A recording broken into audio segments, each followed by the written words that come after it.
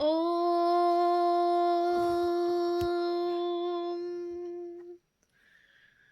स्थापकाय च धर्मस्य सर्वधर्म स्वरूपिणे अवतार वरिष्ठाय रामकृष्णाय ते नमः। শ্রী শ্রী রামকৃষ্ণ লীলা প্রসঙ্গ প্রথম ভাগ গুরুভাব পূর্বার্ধ। পূজনীয় স্বামী শারদানন্দজি মহারাজের রচনা।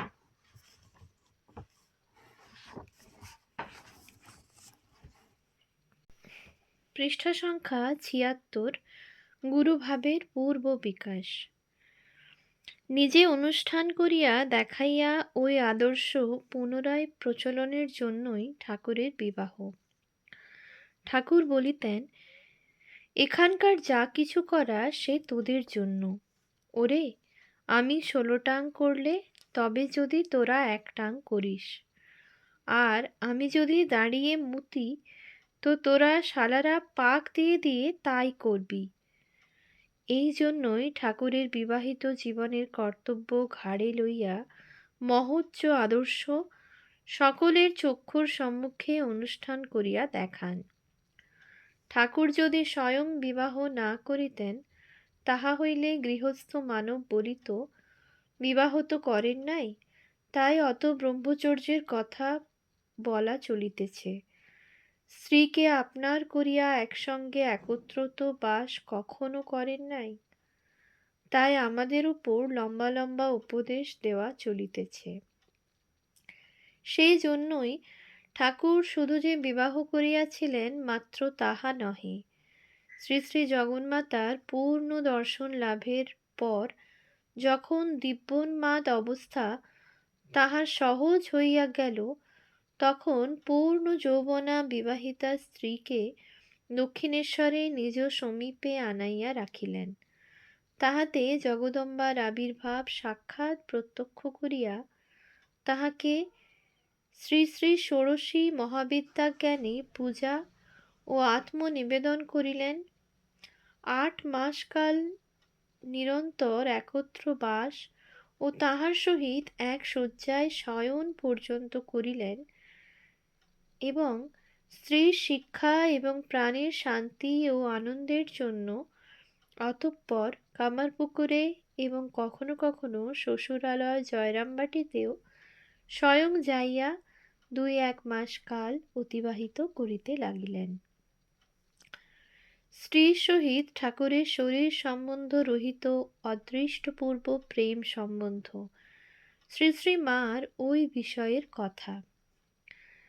দক্ষিণেশ্বরে যখন ঠাকুর স্ত্রীর সহিত এই রূপে একত্র বাস করেন, তখনকার কথা স্মরণ করিয়া শ্রী শ্রী মা এখনও স্ত্রী ভক্তদিগকে বলিয়া থাকেন, সে যে কি অপূর্ব দিব্য ভাবে থাকতেন তা বলে বোঝাবার নয়। কখনো ভাবের ঘোরে কত কি কথা, কখনো হাসি, কখনো কান্না, কখনো একেবারে সমাধিতে স্থির হয়ে যাওয়া, এই রকম সমস্ত রাত। সে কি এক আবির্ভাব আবেশ!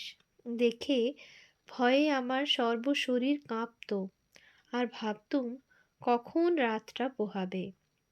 ভাব সমাধির কথা তখন তো কিছু বুঝি না। একদিন তার আর সমাধি ভাঙে না দেখে ভয়ে কেঁদে কেটে হৃদয়কে ডেকে পাঠালুম।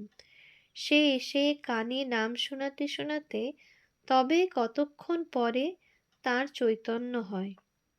তারপর ওই রূপে ভয়ে কষ্ট পায় দেখে তিনি নিজে শিখিয়ে দিলেন, এই রকম ভাব দেখলে এই নাম শোনাবে, এই রকম ভাব দেখলে এই বীজ শোনাবে। তখন আর তত ভয় হতো না। ওই সব নাম শোনালেই তার আবার হুঁশ হতো। তারপর অনেক দিন এই রূপে গেলেও কখন তার কি ভাবসমাধি হবে বলে সারা রাত্রির জেগে থাকি ও ঘুমুতে পারি না। এই কথা একদিন জানতে পেরে নহবতে আলাদা শুতে বললেন। পরমারাধ্যা শ্রী শ্রী মা বলেন, এইরূপে প্রদীপে সলতেটি কিভাবে রাখিতে হইবে, বাড়ির প্রত্যেকে কে কেমন লোক ও কাহার সঙ্গে কিরূপ ব্যবহার করিতে হইবে, অপরের বাড়ি যাইয়া কিরূপ ব্যবহার করিতে হইবে প্রভৃতি সংসারের সকল কথা হইতে ভজন কীর্তন ধ্যান সমাধি ও ব্রহ্মজ্ঞানের কথা পর্যন্ত সকল বিষয় ঠাকুর তাহাকে শিক্ষা দিয়াছেন। গৃহী মানবের শিক্ষার জন্যই ঠাকুরের ঐরূপ প্রেম লীলা অভিনয়। হে গৃহী মানব, কয়জন তোমরা এইভাবে নিজ নিজ স্ত্রীকে শিক্ষা দিয়া থাকো? তুচ্ছ শরীর সম্বন্ধটা যদি আজ হইতে কোনো কারণে উঠিয়া যায়, তাহা হইলে কয়জন তোমরা স্ত্রীকে ঐরূপে মান্য ভক্তি ও নিঃস্বার্থ ভালোবাসা আজীবন দিতে পারো? সেই জন্যই বলি, এ অপূর্ব যুগাবতারের বিবাহ করিয়া এক দিনের জন্য শরীর সম্বন্ধ না পাতাইয়া স্ত্রীর সহিত এই অদ্ভুত অদৃষ্টপূর্ব প্রেম লীলার বিস্তার কেবল তোমারই জন্য।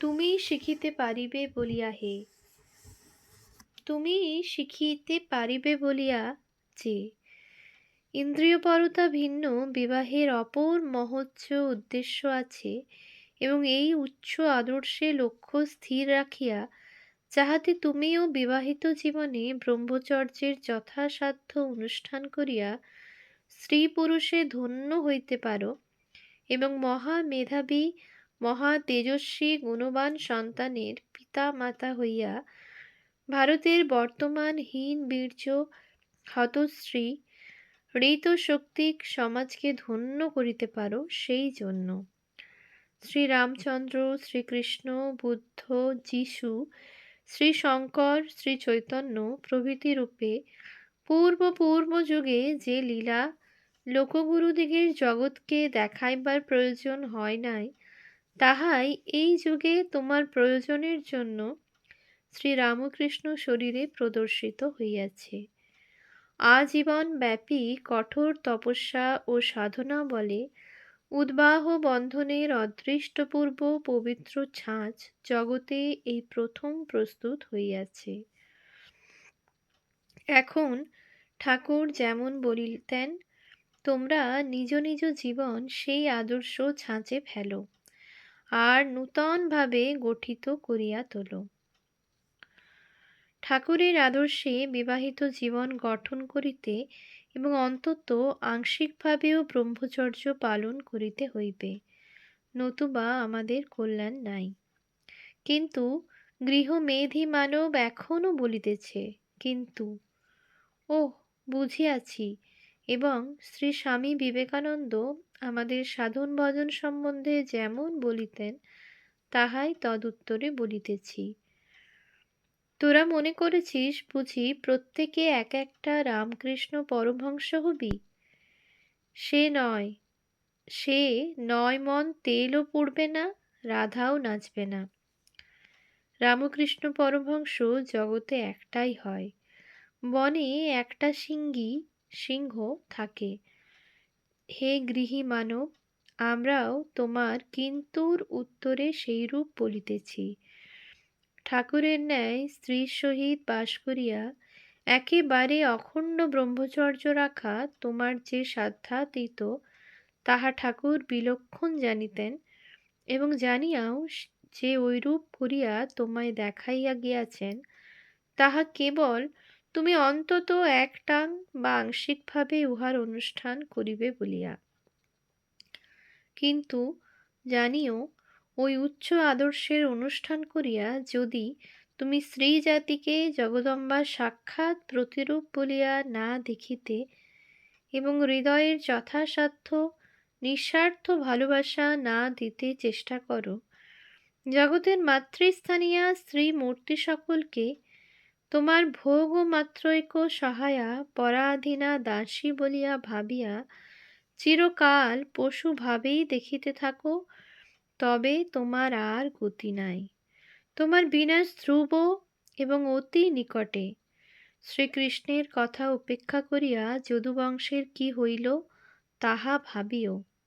ঈশার কথা উপেক্ষা করিয়া ইহুদি জাতিটার কি দুর্দশা তাহা স্মরণ রাখিও। যুগাবতারকে উপেক্ষা করা সর্বকালেই জাতি সকলের ধ্বংসের কারণ হইয়াছে। বিবাহ করিয়া ঠাকুরের শরীর সম্বন্ধ সম্পূর্ণ রহিত হইয়া থাকা সম্বন্ধে কয়েকটি আপত্তি ও তাহার খণ্ডন। আর একটি প্রশ্নের এখানে উত্তর দিয়াই আমরা উদ্বাহ বন্ধনের ভিতর দিয়া ঠাকুরের গুরুভাবের অদৃষ্টপূর্ব বিকাশের কথা সাঙ্গ করিয়া ওই বিষয়ের অপর কথা সকল বলিব। রূপ রস আদি বিষয়ের দাস বহির্মুখ মানব মনে এখনও নিশ্চিত উদয় হইতেছে যে ঠাকুর যদি বিবাহই করিলেন, তবে একটিও অন্তত সন্তান উৎপাদন করিয়া স্ত্রীর সহিত শরীর সম্বন্ধ ত্যাগ করিলে ভালো হইত। ঐরূপ করিলে বোধ হয় ভগবানের সৃষ্টি রক্ষা করাটা যে মানুষ মাত্রেরই কর্তব্য তাহা দেখানো হইত এবং সঙ্গে সঙ্গে শাস্ত্র মর্যাদাটাও রক্ষা পাইত। কারণ শাস্ত্র বলেন বিবাহিত পত্নীতে অন্তত একটি সন্তানও উৎপাদন করিতে, উহাতে পিতৃঋণের হস্ত হইতে মানবের নিষ্কৃতি হয়। তদ উত্তরে আমরা বলি, প্রথমত আমরা যতটুকু দেখি, শুনি বা চিন্তা ও কল্পনা করি, সৃষ্টিটা বাস্তবিক কি ততটুকুই? সৃষ্টির নিয়মই বৈচিত্র্য থাকা। আজ এই মুহূর্ত হইতে যদি আমরা সকলে সকল বিষয়ে এক প্রকার চিন্তা ও কার্যের অনুষ্ঠান করিতে থাকি, তাহা হইলে সৃষ্টি ধ্বংস হইতে আর বড় বিলম্ব হইবে না। তারপর জিজ্ঞাসা করি, সৃষ্টি রক্ষার সকল নিয়মগুলি কি তুমি জানিয়াছ? এবং সৃষ্টি রক্ষা করিতে যাইয়াই কি তুমি আজ ব্রহ্মচর্যবিহীন? বুকে হাত দিয়া উত্তর প্রদান করিও। দেখিও ঠাকুর যেমন বলিতেন, ভাবের ঘরে চুরি না থাকে। আচ্ছা, না হয় ধরিলাম সৃষ্টি রক্ষার ওই নিয়মটি তুমি পালন করিতেছ, অপরকে ঐরূপ করিতে বলিবার তোমার কি অধিকার আছে? ব্রহ্মচর্য বা উচ্চাঙ্গের মানসিক শক্তি বিকাশের জন্য সাধারণ বিষয়ে শক্তি ক্ষয় না করাটাও সৃষ্টি মধ্যগত একটা নিয়ম। সকলেই যদি তোমার মতো নিম্নাঙ্গের শক্তি বিকাশেই ব্যস্ত থাকিবে, তবে উচ্চাঙ্গের আধ্যাত্মিক শক্তি বিকাশ দেখাইবে কে? ঐরূপ শক্তির বিকাশ তাহা হইলে তো লোপ পাইবে। দ্বিতীয়ত, শাস্ত্রের ভিতর হইতে মনের মতো কথাগুলি বাছিয়া লওয়াই আমাদের স্বভাব। সন্তান উৎপাদন বিষয়ক কথাটিও ওইভাবেই বাছিয়া লওয়া হয়। কারণ শাস্ত্র অধিকারী ভেদে আবার বলেন, যথারেব বিরাজেত তথারেব প্রবজ্যেত। যখনই ভগবানে অনুরাগ বাড়িয়া সংসারে বৈরাগ্যের উদয় হইবে, তখনই সংসার ত্যাগ করিবে। অতএব ঠাকুর যদি তোমার মতে চলিতেন, তাহা হইলে এই শাস্ত্রবচনের মর্যাদাটি রক্ষা করিত কে? পিতৃঋণ শোধ করা সম্বন্ধেও ওই কথা। শাস্ত্র বলেন, যথার্থ সন্ন্যাসী তাহার ঊর্ধ্বতন সপ্তপুরুষ এবং অধস্তন সপ্তপুরুষকে নিজ পণ্য বলে উদ্ধার করিয়া থাকেন। অতএব ঠাকুরের পিতৃঋণ শোধ হইল না ভাবিয়া আমাদের কাতর হইবার প্রয়োজন নাই। ওম শান্তি শান্তি শান্তি। হরি ওম।